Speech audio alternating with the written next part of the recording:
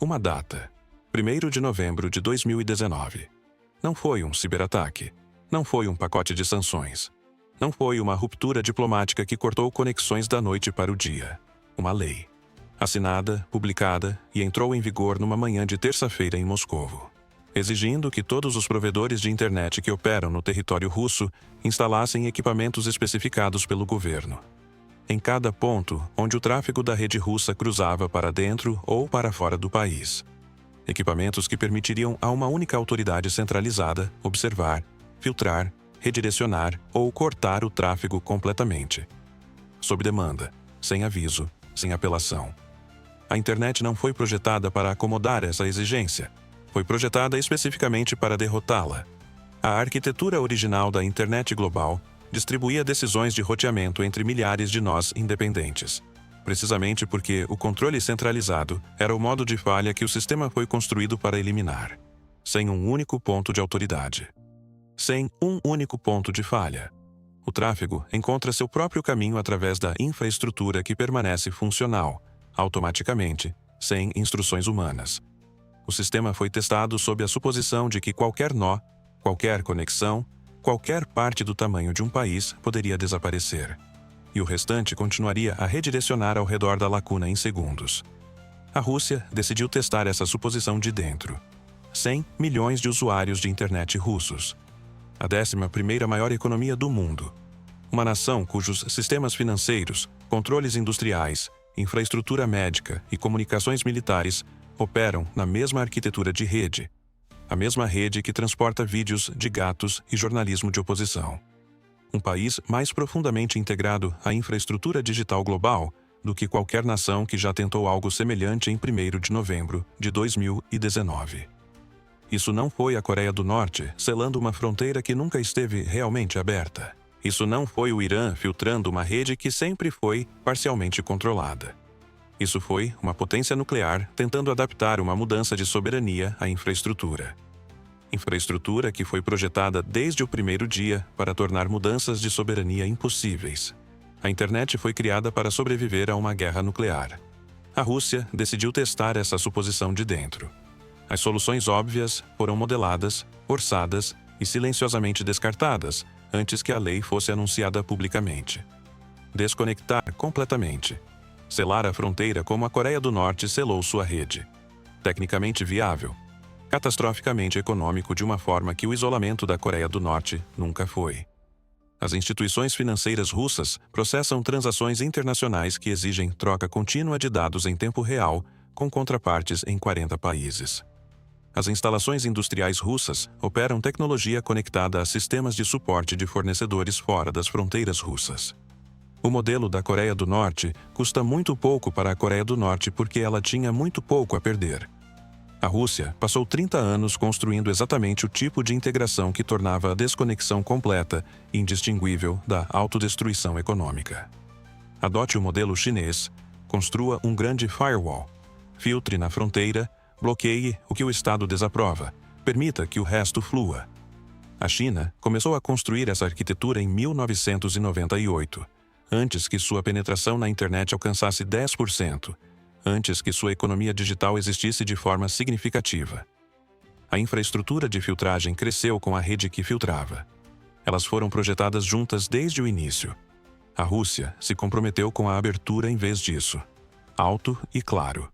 Repetidamente. Por 25 anos. A penetração da internet na Rússia alcançou 80% antes que a filtragem se tornasse uma política séria. Os cidadãos construíram negócios, comportamentos financeiros e rotinas diárias em torno de uma rede que operava sem interferência estatal sistemática. Adaptar um sistema no estilo chinês a essa realidade existente significava modificação comportamental em escala populacional, imposta a 100 milhões de pessoas que lembravam claramente da alternativa. Pressão diplomática sobre as plataformas. Exigir que o Google e o Meta cumpram as leis de conteúdo russas. Isso foi tentado por uma década. Produziu conformidade parcial e a descoberta fundamental de que empresas privadas com sede na Califórnia não respondem de forma confiável a governos aos quais não estão subordinadas. 3 direções. 3 becos sem saída. A única resposta foi construir uma internet paralela sob a existente. Silenciosa, invisível, pronta para operar sozinha no momento em que tudo que conecta a Rússia ao mundo exterior fosse cortado simultaneamente. Alguém tinha que realmente instalar o equipamento e começar a redirecionar. O tráfego. O sistema que a Rússia construiu tem um nome que não aparece na literatura de engenharia ocidental. TSPU, Techniczeskie Sredstwa Protivodejstwia Ugrozam. Meios técnicos para combater ameaças. O nome é burocrático. O hardware não é. Os dispositivos TSPU são caixas físicas, instaladas em todos os pontos onde o tráfego da internet russa cruza uma fronteira de rede. Em cada ponto de troca de internet importante, em cada conexão entre ISPs russos e a infraestrutura de roteamento global. Não é software, não são documentos de política. Hardware físico, fixado em racks de servidores, consumindo energia. Processando cada pacote de dados que passa pela internet russa em tempo real. A tecnologia dentro dessas caixas é chamada de inspeção profunda de pacotes. Ela lê não apenas o endereço no envelope, mas também a carta dentro.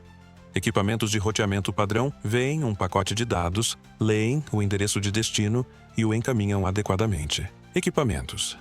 DPU e abrem o pacote, examinam o conteúdo e o comparam com um banco de dados atualizado continuamente de assinaturas proibidas.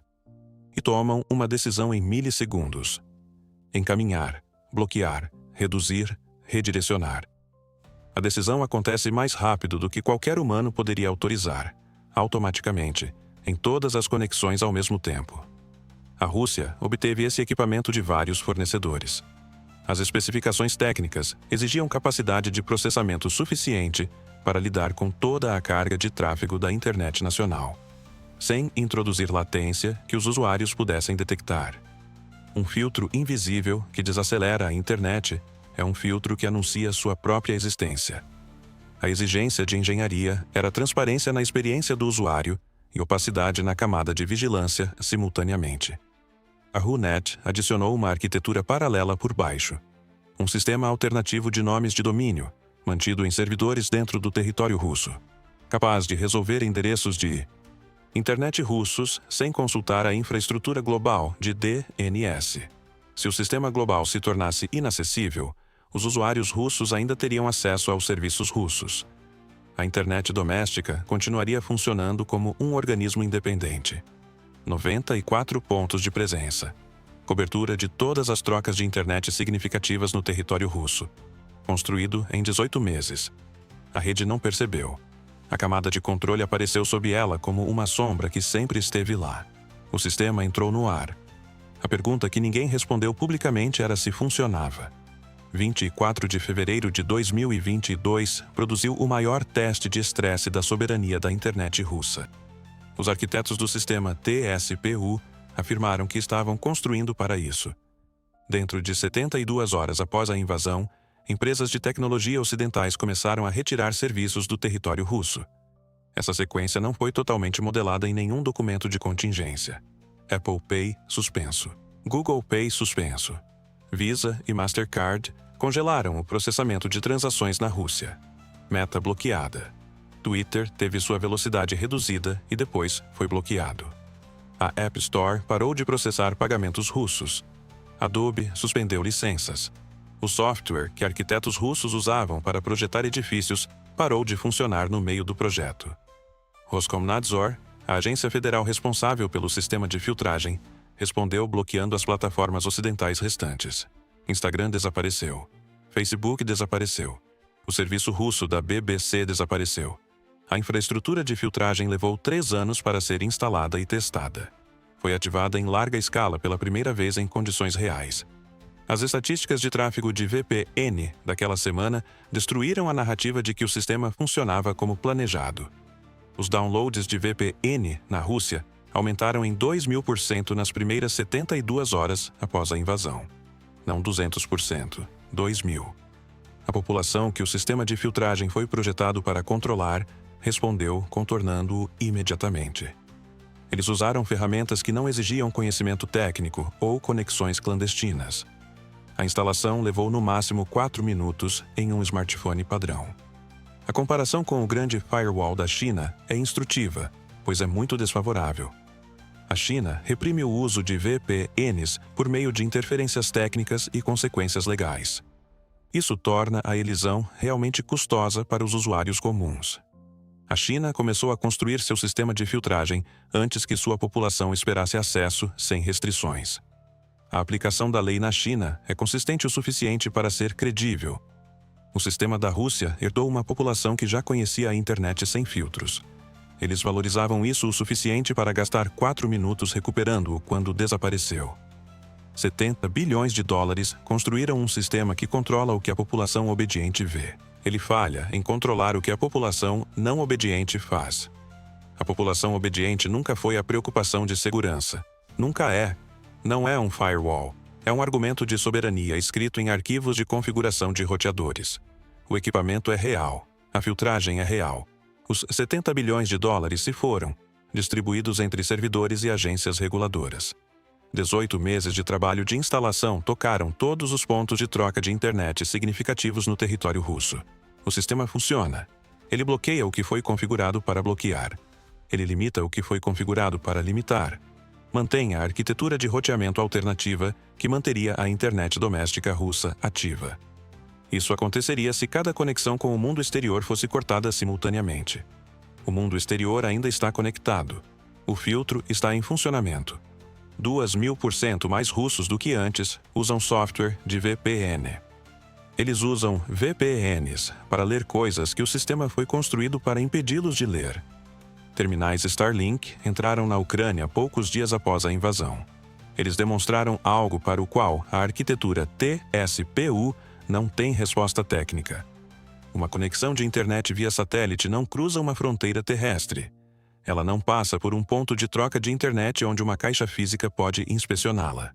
Ele chega do espaço diretamente para uma antena pequena o suficiente para caber em uma mochila.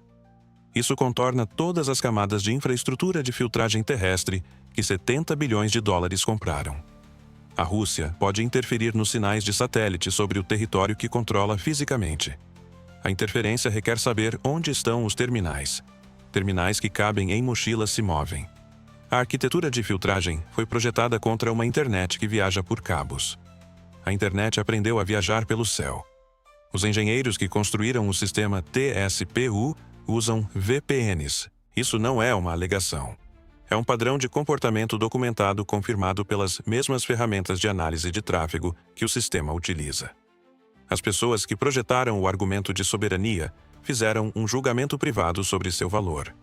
Elas chegaram a uma conclusão diferente da que seu empregador exigiu que implementassem. Uma infraestrutura inteira construída em torno de uma ideia que você nem questiona. Que seus dentes devem ter uma aparência específica para que certas pessoas olhem para você de uma maneira específica.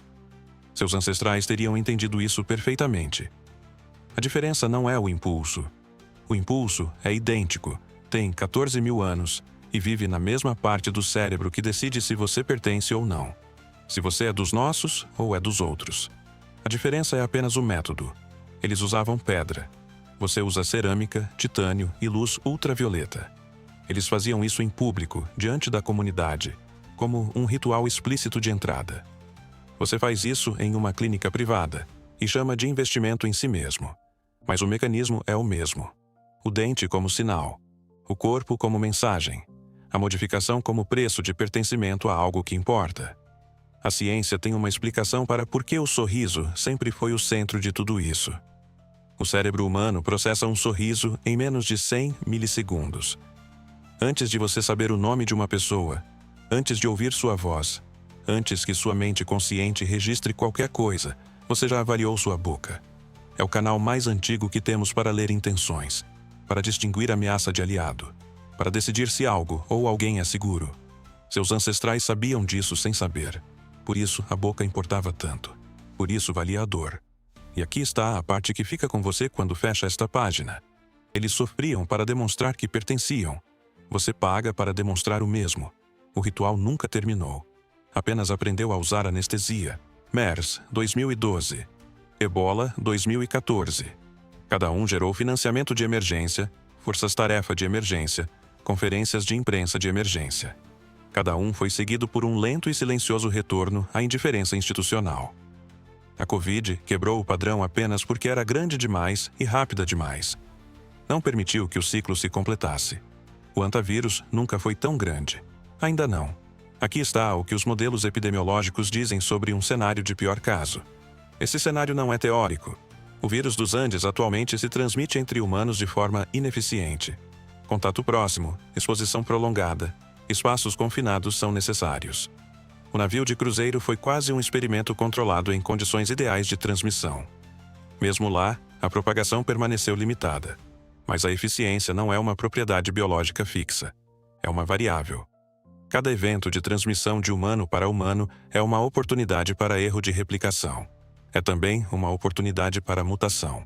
O vírus pode encontrar uma configuração que o torne melhor em se mover entre as pessoas. Um pouco melhor é suficiente.